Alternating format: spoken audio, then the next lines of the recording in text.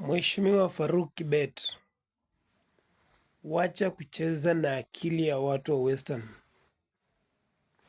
Ukikuja Bungoma unaambia watu wa Western wasupport Mheshimiwa Moses Masika Wetangula for president 2032.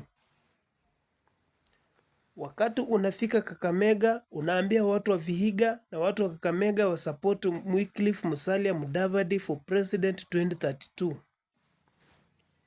Wakati unaenda region zingine hapa Kenya, unaambia watu wa support William Samoei Ruto 2027 for president. Unafikiria hatuna akili? Kwa nini usitembee region zingine hii Kenya ukiambia wa Kenya wa support Moses Masika Wetangula ama Wycliffe Musalia Mudavadi 2032 for president? Kwa nini huwa unaongelea tu mambo ya Wetangula ukifika Bungoma? Ukifika Kakamega unaongelea mambo ya Musalia. Ukienda region zingine unaongelea mambo ya Ruto. Unaona sisi ni wajinga kama vitwea vyo mundu mulosita? We are not that stupid. Tunataka kukuonya.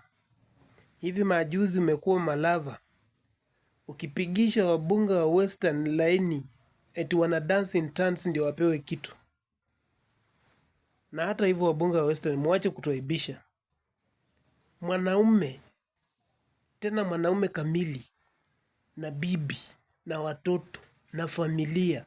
Unaenda kusimama mbele ya Kibet ati tuna dance ndio wakupee kitu. Muache kutuaibisha bwana. Kwa nini msibehave kama waheshimiwa? Hii Western, tufunguke macho na akili. Hawa jamaa wanataka kututumia tu ili wapate kura za 2027. Wakipata kwisha, hatuko mahali popote kwa mipangilio yao ya kisiasa. Tusiogope kutumia akili, kana kwamba tukitumia akili itaisha.